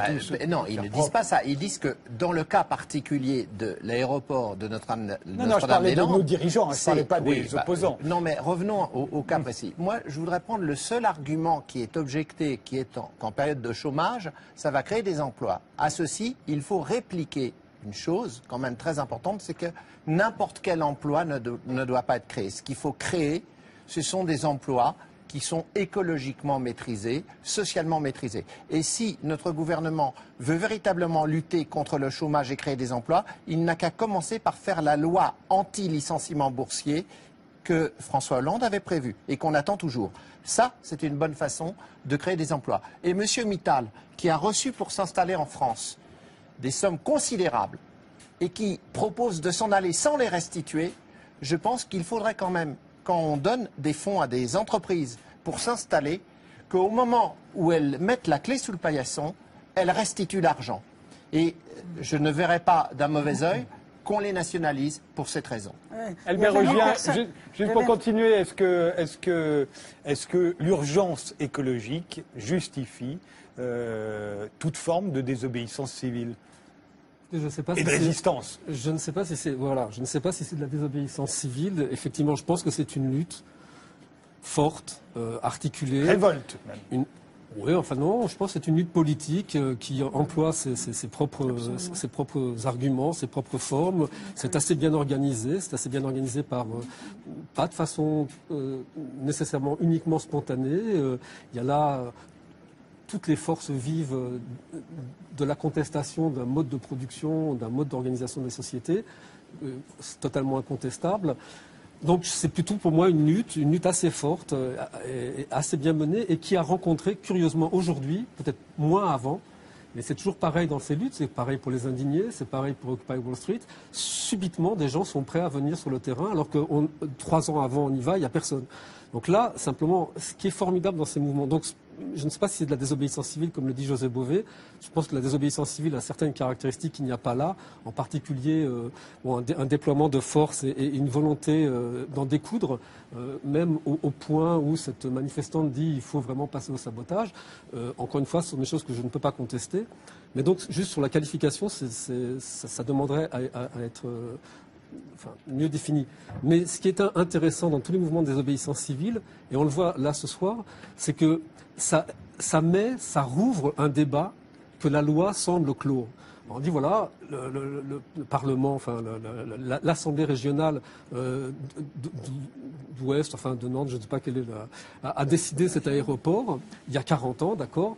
Il n'y a pas eu d'opposition trop. On dit bon, c'est un acte démocratique, et ça aussi, on ne peut pas dire c'est le pouvoir qui vient. Disons, c'est une assemblée régionale qui décide pour son développement à une époque où la décentralisation amenait les régions à vouloir avoir des projets pour elles-mêmes et pour couvrir le bassin d'emploi. On va dire, une assemblée régionale élue démocratiquement peut prendre cette décision et contre la propriété privée de certains habitants, faire des réquisitions, des expropriations. C'est comme ça qu'on a fait le TGV, c'est comme ça qu'on fait des choses qui servent à la nation en général. Alors évidemment, aujourd'hui, probablement, le thème de la nation est un peu récessif, pas de la nation, mais du bien-être collectif de gens qui habitent sur un même territoire. Donc, c'est quelque chose on s'aperçoit que c'est pas l'objet du débat. Et ce que j'aime bien dans ces mouvements-là, qui ont une revendication forte, qui en plus rencontrent l'adhésion d'une grande population, et c'est ça qui donne sa légitimité au mouvement, c'est le fait qu'il n'y a pas d'opposition vraiment forte. C'est que le fait de dire on est là et on veut rester, ne rencontre pas d'opposition, ça permet de rouvrir quelque chose, un débat public, de remettre sur la table quelque chose que la loi avait arrêté. Comme à l'UMP, au fond. Oui, moi je pense que j'entends tout ce qui est dit, qui est très beau, c'est des grands principes, c'est magnifique, on devrait tous y adhérer.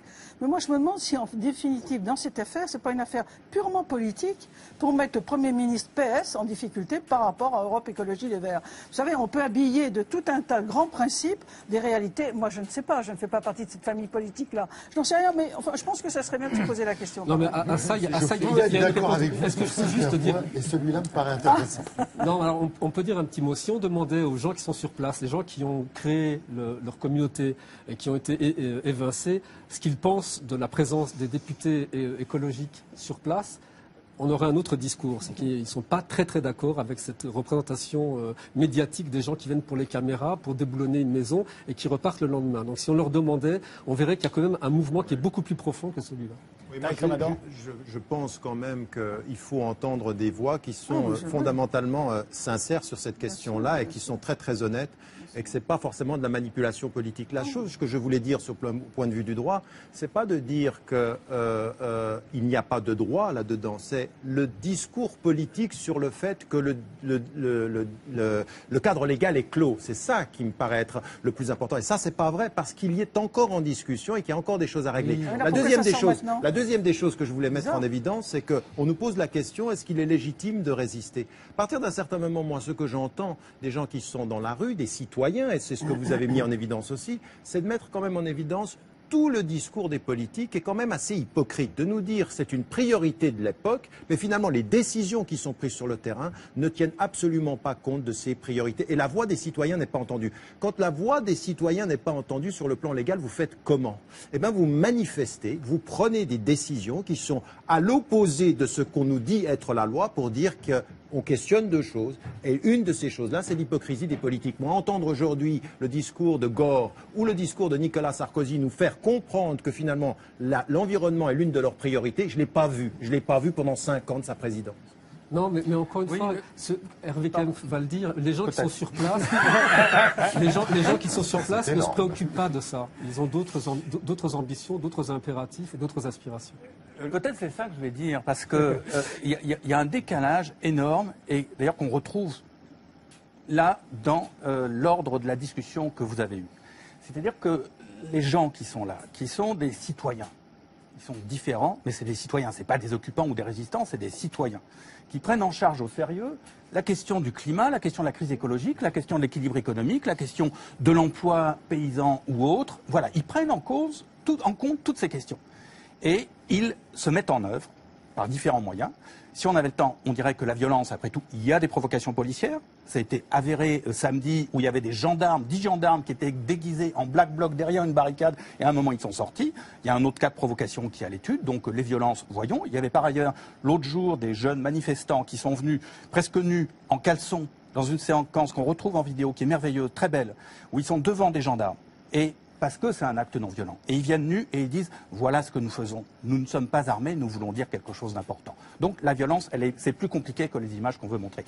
Mais le fond du truc, c'est que c'est ce décalage énorme entre la gravité de la crise écologique et de ce que nous vivons, l'apparent discours politique qui en pratique ne fait rien, et donc les gens le prennent en charge. Et ils le prennent en charge non seulement à Notre-Dame-des-Landes et en France, mais au Québec, les étudiants récemment, au Chili l'année dernière, en Égypte, même si c'est très compliqué dans beaucoup d'endroits du monde, au Bangladesh, il y a quelques semaines, il y a une bagarre très forte contre un projet de mine de charbon à ciel ouvert. On pourrait trouver des luttes populaires partout dans le monde, et ça veut dire quoi? Ça veut dire que, eh bien, les gens prennent en charge, parce qu'ils les prennent au sérieux, ces questions. Alors que, et là, j'ai peut-être coupé un épisode, mais la discussion que j'ai entendue avant sur l'UMP, moi ce qui me frappait, c'est qu'il n'y avait aucune idée. Alors que là, en 5 minutes, tout de suite, je crois qu'on a tous dit des choses à peu près intelligentes, intéressantes, alors qu'avant c'était non. Mais je m'en fiche, Madame Boutin, de l'UMP, parce que l'UMP est ailleurs. Bon, alors je ne parle pas de l'UMP, elle va disparaître d'elle-même.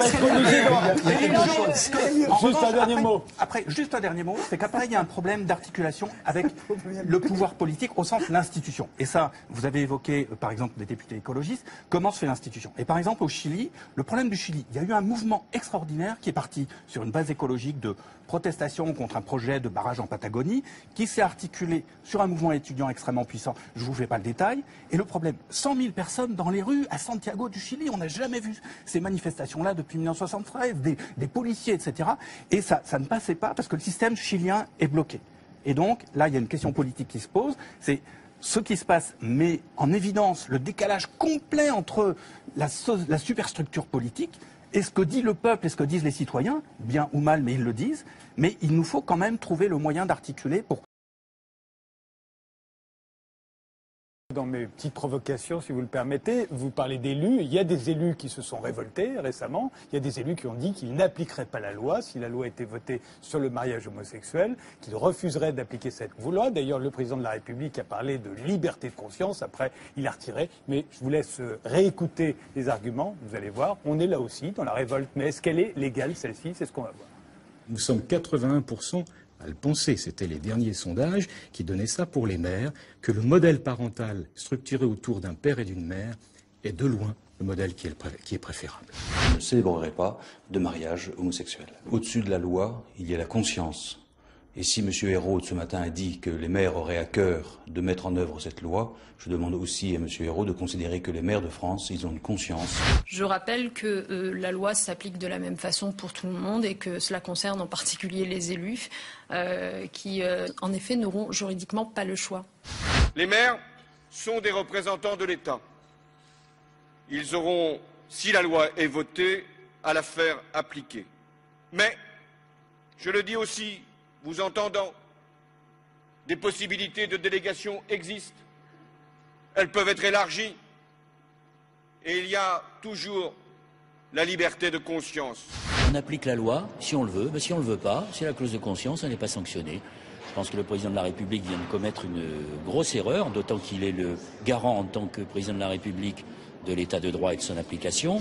Changement de pied. Depuis ce matin, le gouvernement cherche à atténuer les propos du président de la République sur la liberté de conscience des élus de célébrer ou non le mariage homosexuel.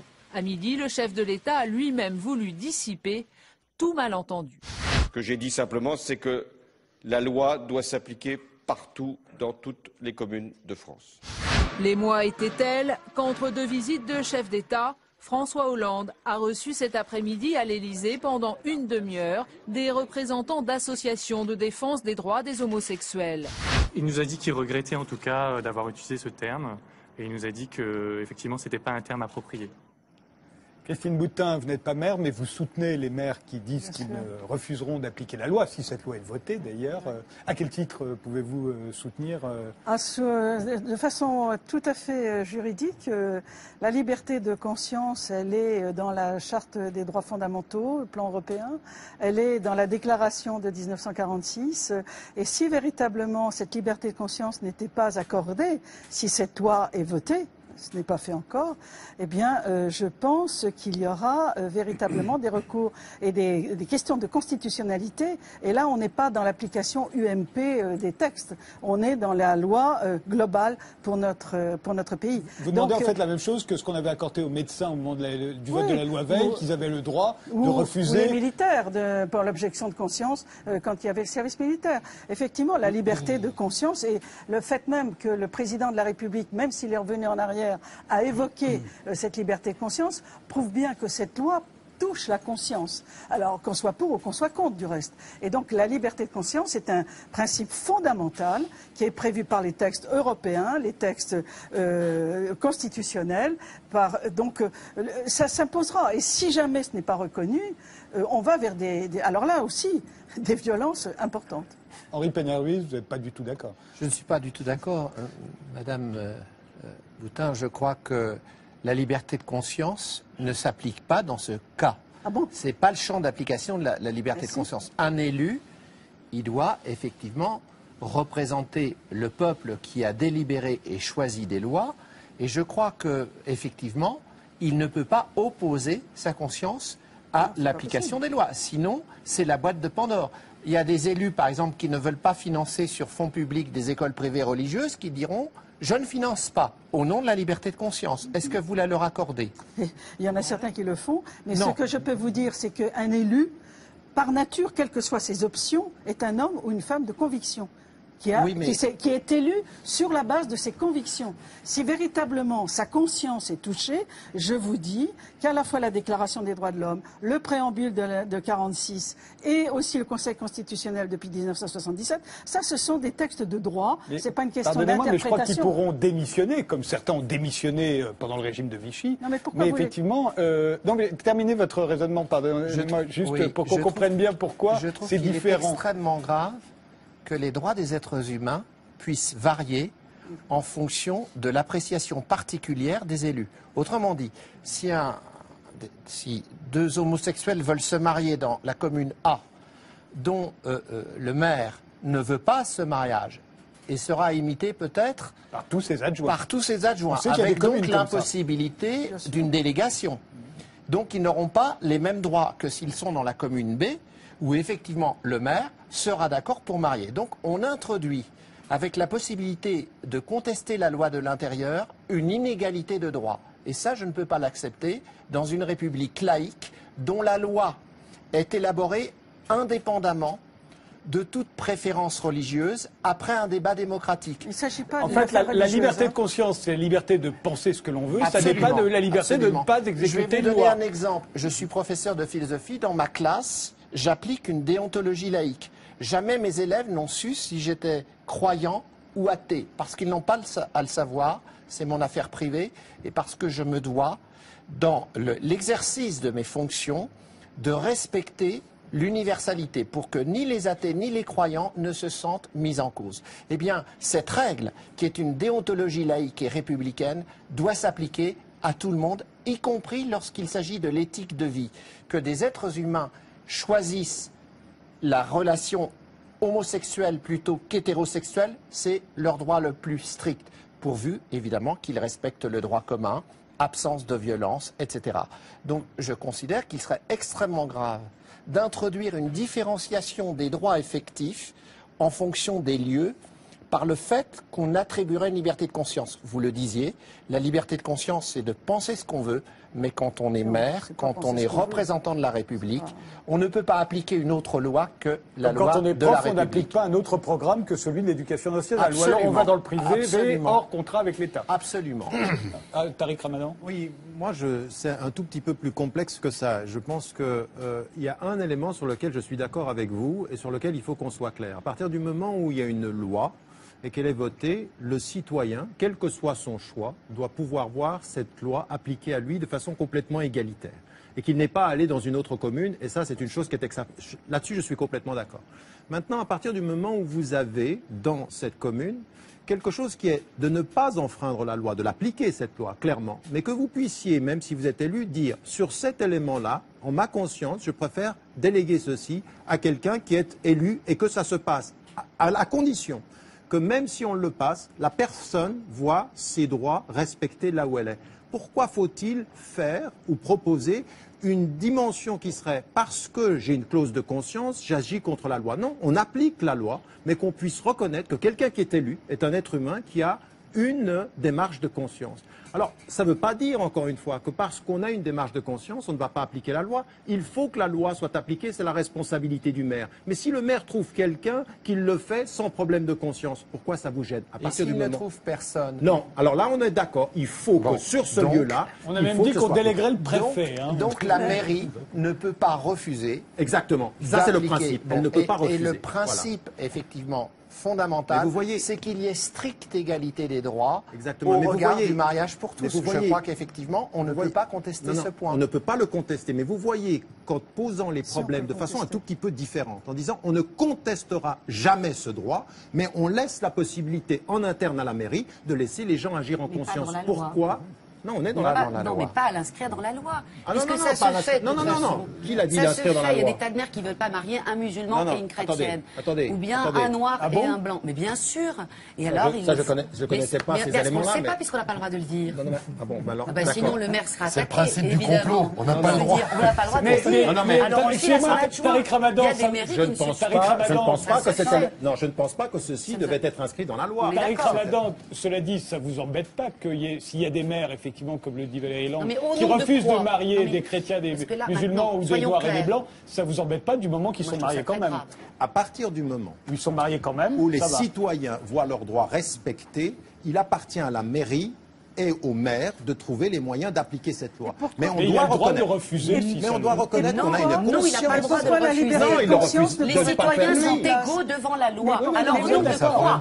Au nom de quoi les hétérosexuels auraient plus de droits que les homosexuels? C'est pas une question. Alors non, mais c'est parce qu'il s'agit de ça. Mais bien sûr qu'il s'agit de ça. Non, parce que de toute façon, les homosexuels qui seraient mariés par les adjoints et les conseillers municipaux vont dire qu'il n'y a pas d'égalité de droit parce qu'ils ne seront pas mariés par le maire. Je veux savoir pourquoi un maire refuse de marier deux hommes. Donnez-moi la raison, une seule raison. Une liberté de conscience. Mais de conscience de quoi? Par rapport à la Bible?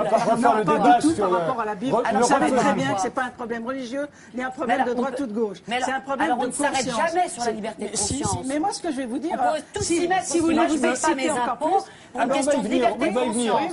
Les policiers n'expulsent pas pour une question de conscience.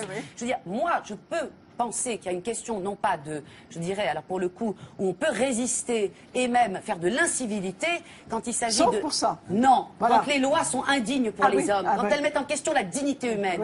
Alors je voudrais savoir en quoi la loi pour le mariage est indigne pour les humains. En revanche, quand on expulse des sans-papiers ou quand on dit, par exemple, quand il y a eu cette loi sur où on a désobéi, on a fait une grande pétition, où M. Sarkozy avait proposé qu'il y ait 5 ans de prison et 30 000 € d'amende si on prenait un sans-papier chez lui, là oui, on peut désobéir, parce qu'il en va de la dignité humaine. Mais là, pour quelle raison? J'aimerais savoir, donnez-moi une seule raison. La seule raison... Par exemple, la vôtre, si vous étiez maire, puisque vous êtes d'accord avec que vous avez bien quelque chose dans la tête, quand même. Oui, c'est pas juste la liberté de fonctionner un peu mes au nom de la liberté de conscience. Parce que qu'est-ce que c'est que la liberté de conscience? C'est c'est privé. Non, c'est pas privé. C'est quand il s'agit d'une loi qui répond à une minorité et qui ne correspond pas au bien commun. À une minorité, mais vous n'êtes carrément pas à l'écoute de la société, madame. Non, mais attendez. Il y a 40 000 enfants aujourd'hui. Aussi bien que 40 000 enfants aujourd'hui. Oui, non, mais c'est pas le problème. C'est pas rien. 40 000 enfants. C'est pas le problème. Mais si, c'est. Non, c'est pas le problème. Il y a 40 000 enfants aujourd'hui qui vivent dans des couples, au sein de couples homosexuels. Mais je sais. Où ces homosexuels n'ont pas les mêmes droits que les parents homosexuels. Donc quand les enfants vont à l'école, hétérosexuels, écoutez, si un des conjoints meurt. Si vous voulez vous exciter encore plus, je m'excite pas, je vous dis. Tariq Ramadan, je vais vous dire à tous, c'est que non seulement, effectivement, on peut déléguer à des maires, mais d'après ce que je sais, il y a 400 communes, vous m'entendez, sur les 36 000 communes en France, il y a 400 communes qui n'approuvent aucun dans le conseil municipal, ni le maire, ni les adjoints, ni les conseils municipaux, qui veulent célébrer ce mariage. Donc, qu'est-ce qu'on va faire? Ils sont tous homophobes. Non, les grands mots sont sortis. Ils sont homophobes. Il ne s'agit pas du tout d'homophobie, pas du tout. Bien sûr, parce que la loi fait avancer les mœurs, la loi fait avancer les esprits, la façon de vivre ensemble. Oui, ça c'est un peu simple. Non, c'est pas simple. Vous savez pourquoi c'est pas simple? Parce qu'il y a encore 80 pays dans le monde qui pendent des individus parce qu'ils sont homosexuels. Et c'est parce qu'il y a eu la dépénalisation. Excusez-moi. C'est parce qu'on fait avancer certaines lois pour que les gens puissent avoir les mêmes droits, que les gens sont moins insultés. Mais c'est pas une question de droit. Ah, c'est pas une question de droit. Non, parce que l'égalité de droit, nous ne l'aurons pas par cette loi. Est-ce que vous considérez que c'est pas pareil? Les hétérosexuels et les homosexuels n'auront jamais une égalité de droit. Ce sont des sous-hommes, c'est quoi alors? Non, mais est-ce que c'est vous qui le dites? C'est vous qui êtes homophobe. Mais pourquoi c'est pas les mêmes droits? Vous êtes homophobe, madame. Vous êtes homophobe. Non, mais c'est vous qui êtes homophobe. C'est vous qui dites des choses épouvantables. Vous dites, mais non, puisque vous leur donnez pas les mêmes droits. Mais non, parce que que ce sont des citoyens de seconde si on zone. ne fait pas la procréation médicalement assistée, si on ne fait pas la GPA, vous n'aurez pas d'égalité de droit entre les couples hétérosexuels et les couples homosexuels. Voilà, ça peut peut-être vous surprendre que je vous dise ça, mais si on regarde du côté du droit, moi je comprends les associations homosexuelles qui militent, même si je les combats, parce que si on se fonde uniquement sur le droit, l'égalité de droit fait qu'il devrait y avoir la PMA et la gestation pour autrui. Ça n'a rien à voir. Mais bien sûr que si, c'est l'égalité de droit. Ça veut dire que toute femme devrait avoir le droit d'avoir un enfant, même si elle n'a pas d'ovaire ou elle n'a pas d'utérus. C'est ça que vous voulez dire. Elle aurait le droit de réclamer. Et les hommes ont le droit de la GPA, absolument. Parce que si, la gestation pour autrui. Votre histoire d'égalité de droit ne tient pas debout. Voilà. On s'arrêtera là sur l'égalité des droits, si vous êtes d'accord. Et quelqu'un voulait intervenir, Cécile Philippe, sur la question plus large de la possibilité ou non de refuser, quand on est maire, d'appliquer une loi. Alors, Albert Eugène? Non, je voulais juste faire une remarque du débat là autour de la table. C'est-à-dire qu'on est quand même aujourd'hui sur le point d'avoir une loi qui va permettre des vrais contrats entre personnes de même sexe, qui va régler des vrais problèmes d'enfants qui sont nés de couples homosexuels.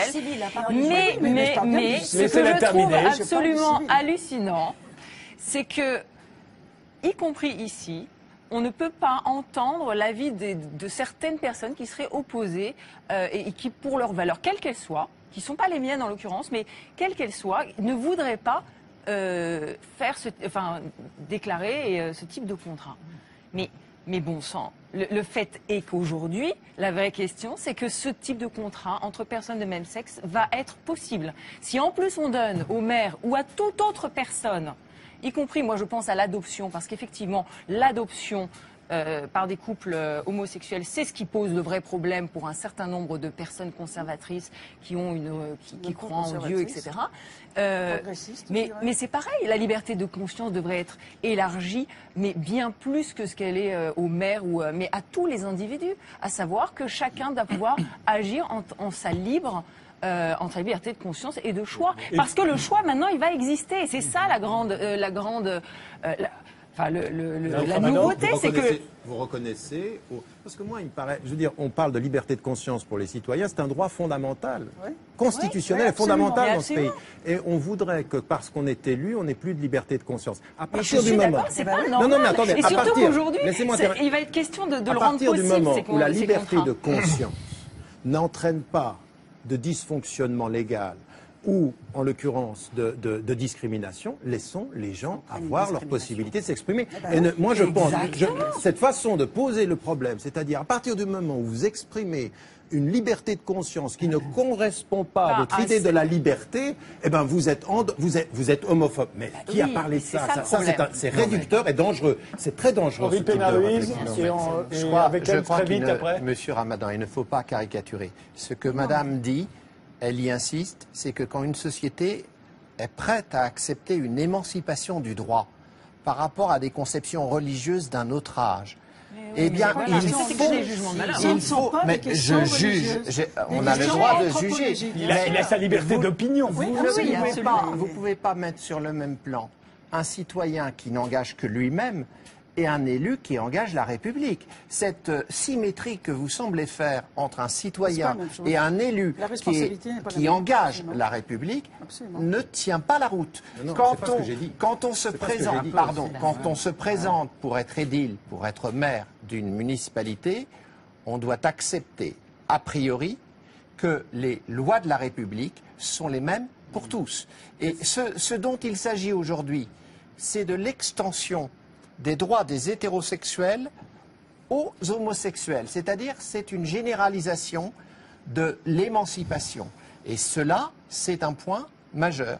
Donc, effectivement, on ne peut pas objecter au nom d'une conscience religieuse particulière qu'on est contre et qu'on va entraver l'application de la loi. Écoutez-moi avec précision. C'est clair. Mais je vous ai écouté. Vous avez mis en symétrie le simple citoyen dont la liberté de conscience n'engage que lui et la liberté de conscience du maire. Mais ce n'est pas la même chose. C'est pas la même chose et je suis tout à fait d'accord avec vous, mais ce n'est pas ce que j'ai dit. J'ai dit que dans les deux cas, il y a une liberté de conscience. Et qu'on soit élu ou pas, on a une conscience et on a des convictions. Alors juste laissez-moi terminer sur ce point. Ce que j'aimerais dire, c'est que si un maire ou un élu entrave l'application de la loi, alors je ne suis pas d'accord. Mais qu'un maire ou un élu ait une conscience et qu'il n'entrave pas l'application de la loi, mais qu'il la dise pour lui-même et qu'il ait le droit d'être entendu, est-ce que vous l'entendez ? Malade, vous voulez dire ? Non, pas se porter malade, simplement de dire. Le maire peut faire quelque chose. Sur ce sujet, rapidement, essayons de séparer les deux questions. Au départ, vous aviez posé la question de la liberté de conscience. On laisse le sujet sur lequel elle s'applique et où il y a une certaine dissymétrie d'opinion. Donc revenons à la question. Et moi, je suis d'accord avec Henri Pénaré. Oui, c'est que le maire n'est pas un citoyen comme les autres. Il représente la loi. L'élu représente la loi. Donc il exécute la loi ou il démissionne ? Et ce qu'il peut faire, il démissionne. Et je vais prendre un exemple. On va prendre quelque chose de... Non, s'il vous plaît, madame. L'exemple, par exemple, du maire du Cheffren, dans la Manche, où il y a un projet de ligne à haute tension qui est mené de manière extrêmement violente, extrêmement brutale par l'État. Le maire, après un certain nombre de réprimandes, etc., a démissionné avec son conseil municipal. Donc, je suis tout à fait d'accord avec vous, avec ce qu'a dit Cécile Philippe, qu'on peut ne pas être d'accord sur quelque chose. Dans ce cas-là, l'élu démissionne, parce qu'il représente la loi et l'institution. Dernier mot, Albert Rochien, et on change de sujet. J'en ai encore un. Pas piquer des hannetons. Oui, non, ce que je voulais dire, c'est qu'en gros, si la loi est votée, je pense que simplement les maires qui refuseront de marier des homosexuels se rendront ridicules auprès de leur population parce qu'ils sont contrôleurs du temps. C'est une possibilité. Dans certaines mairies Front National. Vous verrez. Mais non, on verra. Front National, c'est le privé des gens de gauche qui ne veulent pas le faire non plus. Non, tous les arguments qui sont avancés en France pour dire que le mariage homosexuel et l'adoption vont dégrader la société. Dans toutes les sociétés, disons, qui nous environnent, ça se passe très très bien. Les sociétés ne se sont pas effondrées, tout marche très très bien. C'est des pays européens. C'est en ce sens que je crois que les maires seront ridicules et continuent. Sous un an, ils marieront les homosexuels. Mais ce que je veux dire aussi, c'est que dans un acte de désobéissance civile, ce qui nous plaît beaucoup, ce qu'on trouve admirable, c'est que ça c'est fait pour augmenter les droits des personnes. Et dans ce cas-là, c'est une désobéissance civile qui sert à ne pas donner de droits aux gens, et ça fait une grosse différence. Alors, dernier sujet, on en a énormément parlé, pas seulement à cette rentrée, à la rentrée. Alors, dernier sujet, on en a énormément parlé, pas seulement à cette rentrée, à la rentrée précédente, c'est évidemment la question de l'exil fiscal, de l'évasion fiscale. À chaque fois, on le dénonce, et pourtant, il y en a certains qui disent que c'est une révolte, comme les autres, et qu'on a bien le droit. Mais d'abord, petit Floris. Johnny Hallyday, l'exilé fiscal le plus médiatisé, pas le plus fortuné. La situation de la star est néanmoins enviable. L'impôt helvète ne lui aurait prélevé que 10% des 5 millions d'euros gagnés en 2011. Pour fuir l'impôt, ils sont des milliers à avoir choisi de résider en Grande-Bretagne, au Luxembourg, mais surtout en Suisse ou en Belgique. Cécile Deforest est l'une des riches héritières du groupe Carrefour. Ce qu'elle est venue chercher ici, c'est la tranquillité pour sa fortune. Ne pas avoir besoin de s'en occuper, c'est ça le luxe. C'est ça le luxe. Mais si on a de l'argent en France, il faut s'en occuper tout le temps. Il faut se cramponner, il faut se défendre. Expliquer qu'on n'est pas un salaud. Or, on a gagné de l'argent, on n'est pas toujours un salaud. Chaque année, ces évadés fiscaux représentent 50 milliards d'euros de manque à gagner pour l'État français. On met parfois en avant la fraude au RSA, qui coûte 2 milliards, je crois, au budget de la nation. L'évasion fiscale, c'est entre 40 et 50 milliards par an, selon des sources concordantes. C'est la seule différence. Alors je rappelle que l'évasion fiscale, on confond un peu toujours tout, hein, l'évasion fiscale, l'exil fiscal, la fraude fiscale. L'évasion et l'exil, c'est légal, on a le droit d'aller où on veut, y compris à l'endroit où on paye le moins d'impôts. Puis il y a la fraude fiscale, mais des deux côtés, de toute façon, on a tendance à dire, après tout, si on trouve ça illégitime, si on a l'impression qu'on vous confisque vos biens, qu'on vous confisque votre richesse, votre argent, qu'on vous empêche de travailler, on a bien le droit de se révolter, on a bien le droit de ne pas obéir à la loi qu'on trouve indigne, injuste, etc., etc. Et donc, on a bien le droit de soustraire à l'impôt le plus qu'on peut. Est-ce que c'est votre avis, Cécile Philippe ? Oui, c'est ça, sauf que c'est une vision assez restrictive de l'exil fiscal, parce que je pense que l'exil fiscal, c'est beaucoup plus large que ça. C'est pas simplement des capitaux ou une épargne qui part à l'étranger. C'est des gens qui, sur place, décident de payer la nounou au noir parce que les heures ça, c'est la fraude. Supplémentaires. Ça, c'est la fraude. Oui, mais la limite est très ténue. La fraude, c'est ce qui est interdit. C'est vrai. L'évasion, Mais alors, permis. je vais vous prendre un autre exemple. C'est les personnes qui vont pas déménager de leur logement parce qu'il y a des droits de mutation absolument colossaux. Les gens qui vont décider de pas travailler plus ou de travailler moins parce que sinon toute la partie qui vont travailler en plus. Ça, c'est de la déperdition de travail. Eh ben ouais, mais ça va tout ensemble. C'est-à-dire que ça représente toujours ce phénomène, vous savez, dont on... Non, c'est un phénomène économique hyper important qui est celui du trop d'impôts tue l'impôt et du seul moyen finalement qu'ont les gens parfois de sanctionner des décisions publiques qu'ils n'approuvent pas. Est-ce que c'est une révolte au même titre qu'on a vu des révoltes très différentes pendant toute cette émission? Est-ce que c'est une révolte qui peut se défendre? Non, c'est la continuation d'une attitude mafieuse de l'oligarchie, et de la même manière que c'est ceux qui n'entendent pas la question du changement climatique, qui se disputent de manière sur l'UMP, etc., qui refusent, qui imposent qui imposent un certain nombre de choses, et qui maintenant continuent, alors que les États sont affaiblis, sont divisés en nations, et que par exemple on n'a pas d'unité fiscale en Europe, ce qui est absolument essentiel, alors que la liberté des capitaux est totale, et donc c'est une oligarchie qui maintenant se permet de fuir totalement le pays. La liberté des capitaux et des individus est totale. Des individus capitalistes, mais qui s'entendent très bien seuls, ils se réunissent, ils font club quand même. Bon, écoutez, je pense que quelqu'un qui gagne de l'argent en France, s'il le gagne effectivement au détriment d'autrui, il doit rendre compte. Il y a des enrichissements coupables. Quand par exemple on licencie des travailleurs pour accroître les ratios des bourses, cet enrichissement est coupable. Et quand après, de surcroît, on refuse de payer sa part du pot commun, parce que qu'est-ce que l'impôt? C'est le fait de cotiser au pot commun. On cotise en fonction de ses moyens et on sera pris en charge en fonction de ses besoins. Le SAMU qui s'arrête sur le bord de la route pour relever un grand blessé ne lui administre pas des soins proportionnés à ce qu'il a payé. Il lui administre des soins proportionnés à ce que requiert sa survie. C'est le principe de la péréquation et de la progressivité. L'ultralibéralisme refuse cette redistribution. Moi, je l'accepte parce que je considère qu'on vit dans un monde commun à tous et qu'une certaine façon de s'enrichir, comme disait Victor Hugo, qui produit la richesse en créant la misère. Lorsqu'on crée de la richesse en mettant sur le tapis des milliers de travailleurs, on doit rendre des comptes, on doit payer des impôts. Et je trouve que l'exil fiscal est d'une part éthiquement inacceptable et juridiquement doit être combattu. Les Américains font payer des impôts sur tout ce qui a été gagné sur leur territoire. Ouais. Pourquoi ne ferions-nous pas la même chose?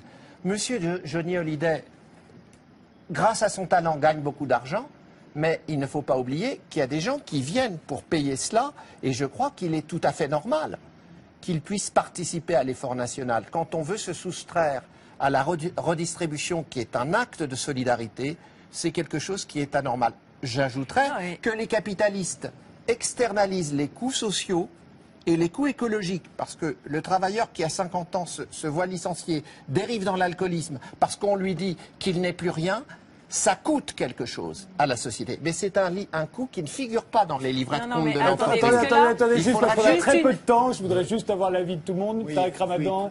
Très rapidement, moi je pense que c'est exactement ce dont on est en train de parler là, c'est des droits octroyés, c'est la légalité pour les riches de pouvoir tirer profit autant qu'ils peuvent des richesses d'un pays et puis de le préserver autant qu'ils peuvent ailleurs. C'est une démarche qui est légale selon le droit que l'on a, c'est absolument contraire à l'éthique fondamentale par rapport au pays dans lequel on est ou par rapport aux gens qu'on devrait servir. À partir d'un certain moment, c'est ça la vraie question. La question, c'est qu'aujourd'hui, on a rendu des attitudes, des comportements par rapport aux impôts qui sont tout à fait dans la légalité, mais uniquement pour les riches, mais qui sont du point de vue de l'humanité, qui sont du point de vue de la solidarité humaine et de l'humanisme, totalement contraire à l'éthique. Et ça, on ne peut pas avoir de liberté de conscience par rapport aux humains, par exemple. On peut avoir une liberté de conscience par rapport aux humains quand ce n'est pas aux dépens de l'humain, mais c'est en respectant l'humain. Pédogatio, très vite. Je suis entièrement d'accord avec ce que vous dites, mais il y a une hypocrisie, puisqu'on parle ici de la loi et de la règle, et est-ce qu'on la transgresse ou pas. Mais la loi est transgressée elle-même, elle se transgresse toute seule, parce que dès qu'elle est créée, on crée des niches. L'optimisation fiscale, c'est une façon de dire, il y a une loi, et maintenant je vais mettre tout en place pour la contourner pour certaines personnes. Là, je crois que c'est BNP Paribas qui a 373 filiales dans des paradis fiscaux et leur bouquin d'optimisation fiscale était fait comme ça. Dans le comité Roosevelt 2012, je fais un petit peu de pub, on s'occupe beaucoup de ça. J'espère que vous ne trompez pas de banque. Hein. Mais personnellement, j'y suis. Mais j'y suis par capillarité. Je ne vais pas y aller, mais par capillarité, j'y suis. De toute façon, on ne peut pas faire autrement. Donc la loi que l'on veut transgresser, la règle que l'on veut transgresser, se transgresse elle-même, pour certains, mais de façon légale. L'optimisation fiscale est une façon de transgresser, puisqu'elle se passe beaucoup à l'étranger. Aussi, je vous rappelle que c'est légal. Mais c'est légal, elle se transgresse toute seule. Seulement dire qu'il y a des riches qui payent leurs impôts et qui sont fiers de payer leurs impôts, c'est important, et qui sont entrepreneurs. Vous en avez une ici.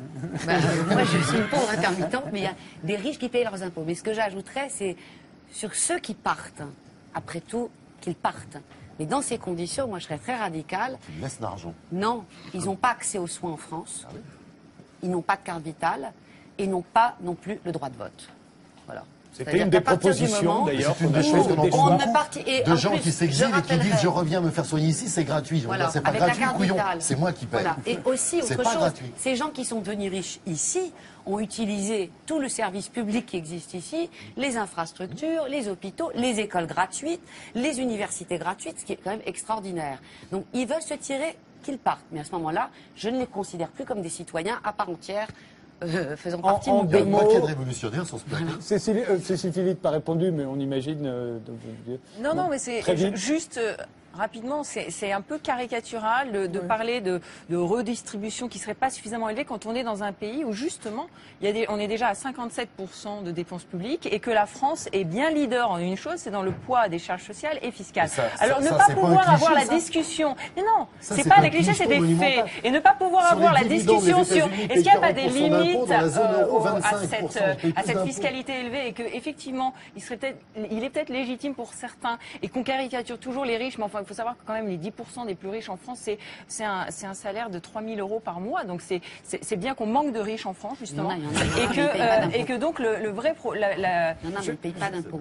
Comment? Juste un dernier mot de Henri Pénard-Ruiz. Madame, vous défendez le libéralisme, mais vous ne pensez pas que le libéralisme est une économie assistée?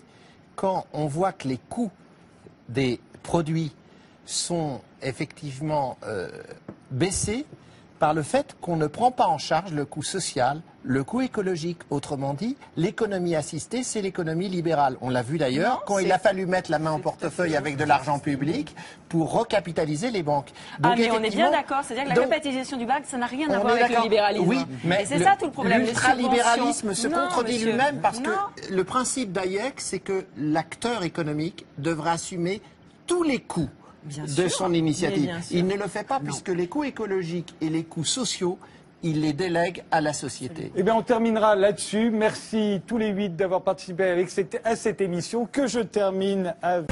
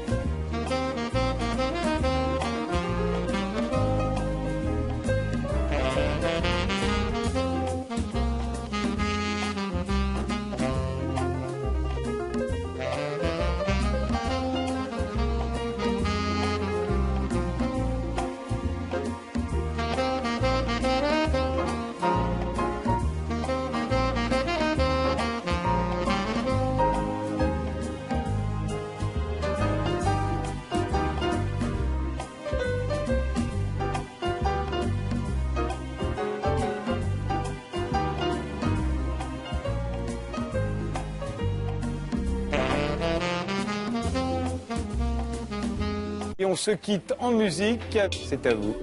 Mais n'oubliez pas les rappels. Pour rester dans le bon tempo, retrouvez l'ambiance de la scène et tous les lives de Ce soir ou jamais sur france3.fr. C'était Ce soir ou jamais avec Attractive World. Attractive World, site de rencontre.